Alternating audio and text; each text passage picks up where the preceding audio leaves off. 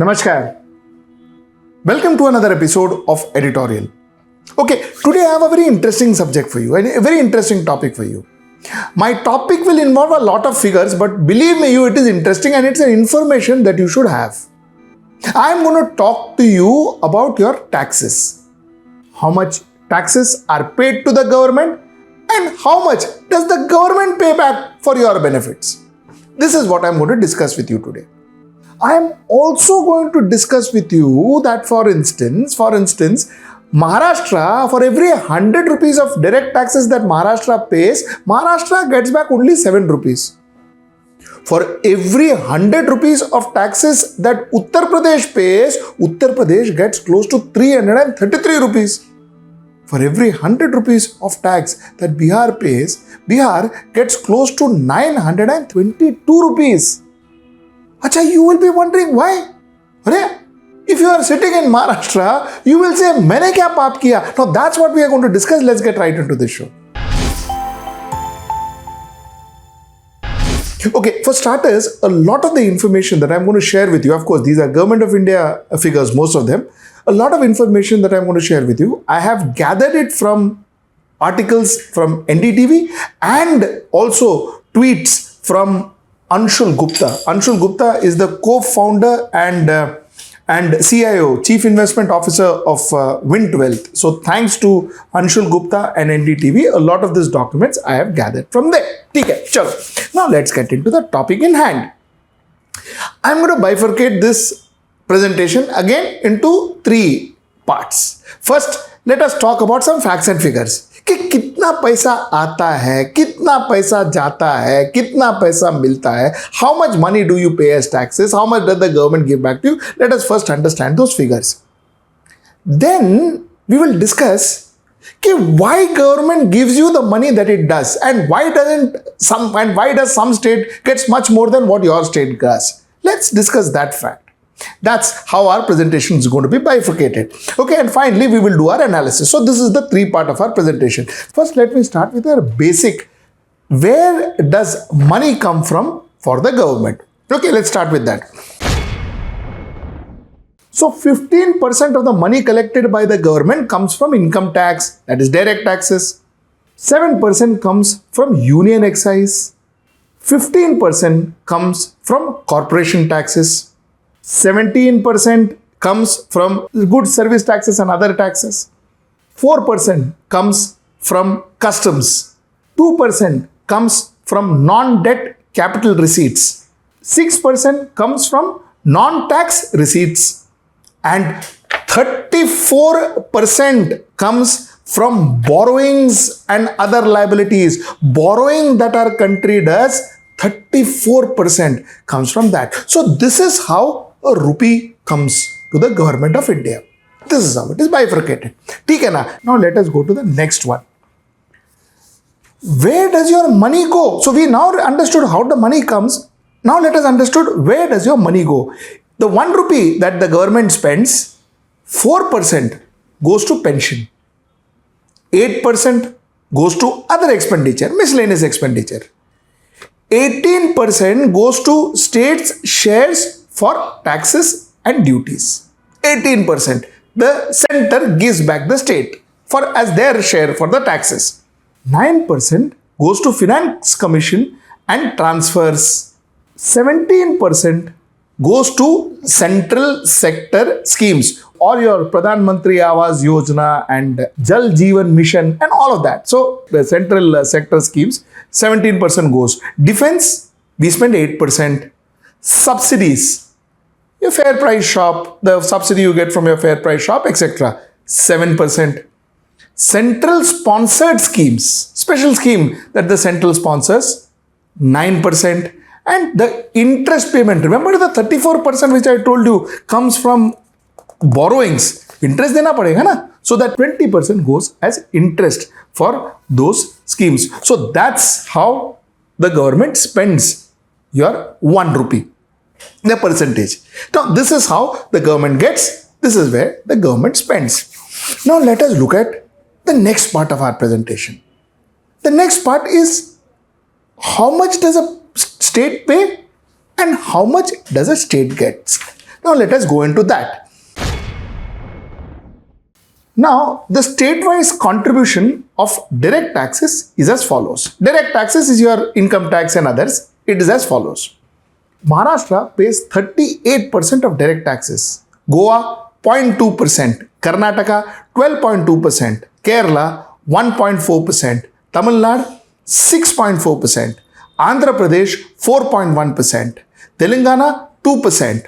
Chhattisgarh, 0.6%. Odisha, 1.1%, Madhya Pradesh 1.3%, Rajasthan 1.8%, Uttar Pradesh 2.5%, Bihar 0.5%, Jharkhand 0.5%, West Bengal 3.5%, Assam 0.4%, Uttarakhand 0.3%, Himachal Pradesh 0.2%, Delhi 12.9%, Haryana 2.7%, Punjab 1.2%, Himachal Pradesh 0.2%, Jammu and Kashmir 0.1%, and Ladakh 0%. So now we spoke about collection as to how the government collects from various states. What is the percentage in which the government collects funds? Now let us talk about how the government distributes. What I am going to talk to you about is for every 100 rupees, how much money does the government pay back the particular state? Let us start with Kerala. For every 100 rupees, Kerala receives 63 rupees 40 paise. Tamil Nadu receives 29 rupees 7 paise.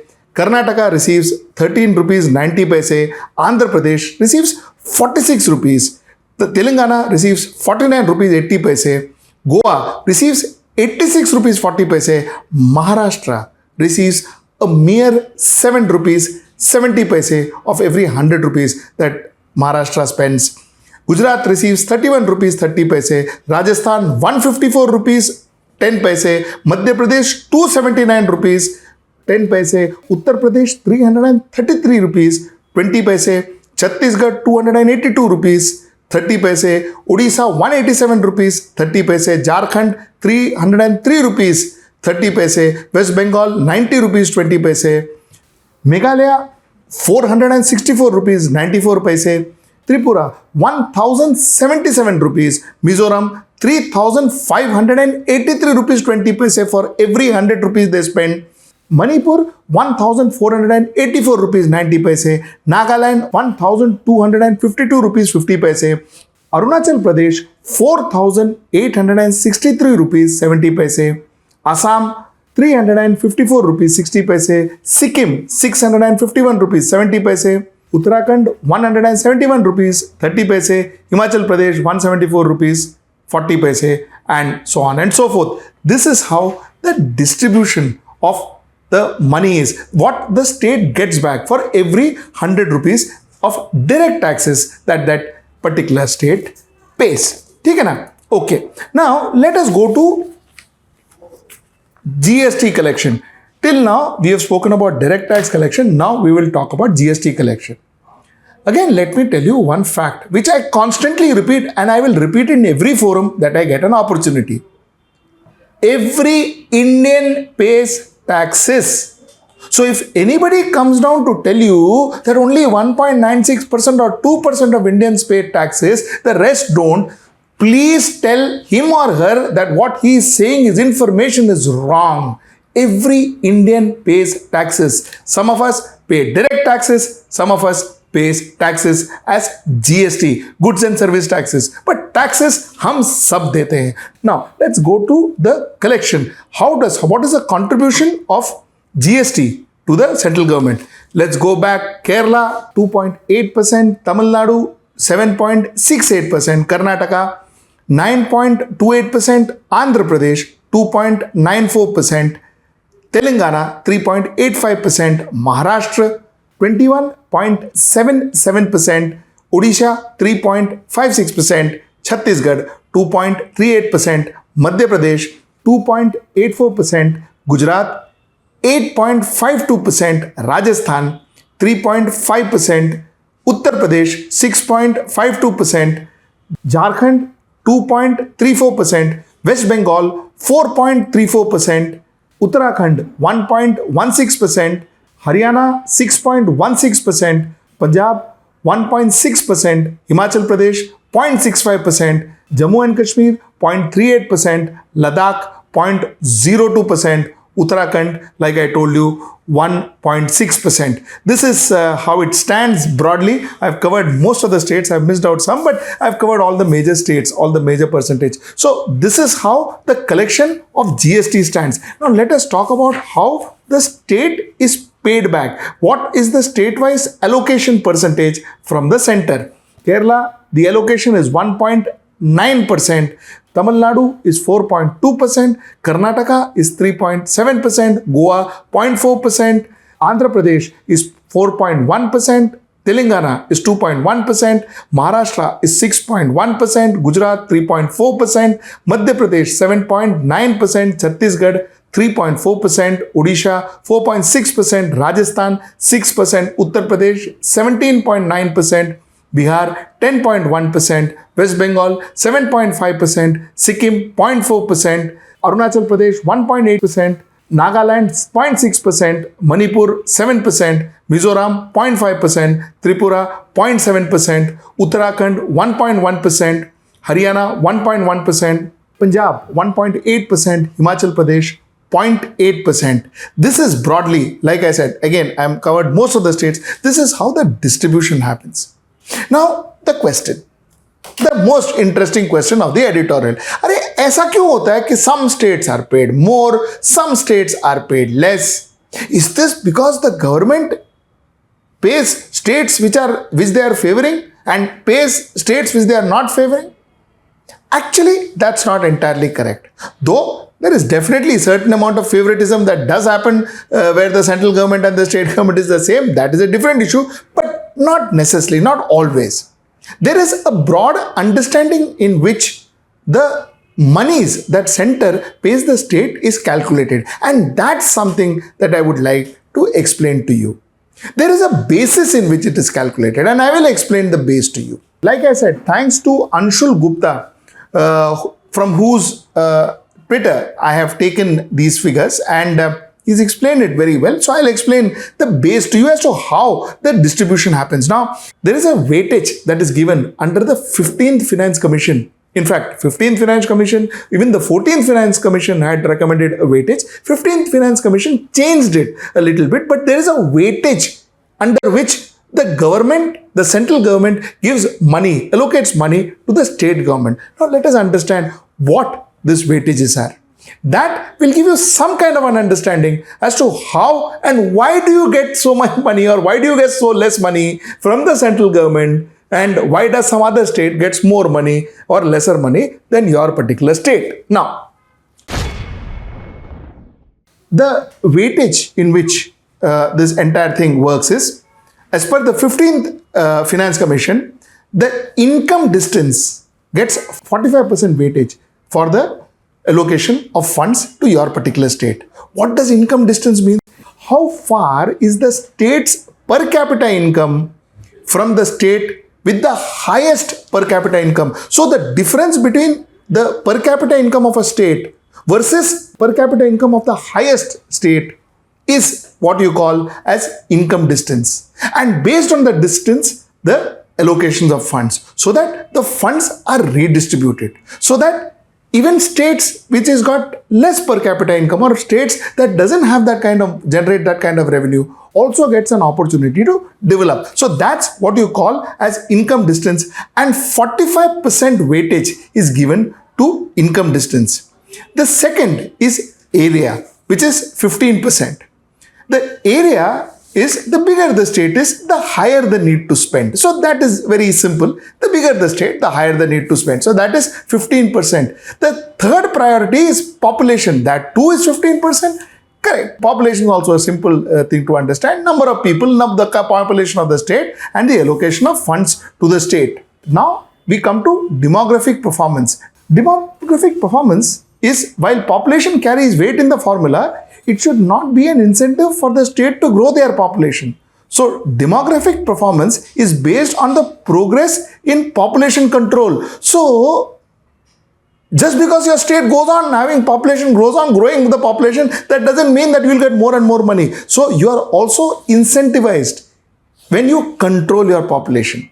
So that's demographic performance, and that is 12.5%. Now, after that, we have forest and ecology. Forest and ecology is the state which maintains their forest covers are giving up some of their economic potential for conserving their environment. So, a state which has got forests, a state which is maintaining their forest, which is devoting land for their forest, which ensures that the environment, there is conservation of environment, that state needs to be incentivized. Because obviously that land, they are not using to build factories and to build industries and to make more money. They are not using that land. And that forest is necessary for our country. So therefore, these states has to be incentivized, and the weightage is 10%. So which is a fairly decent weightage given to that. And last is the tax effort.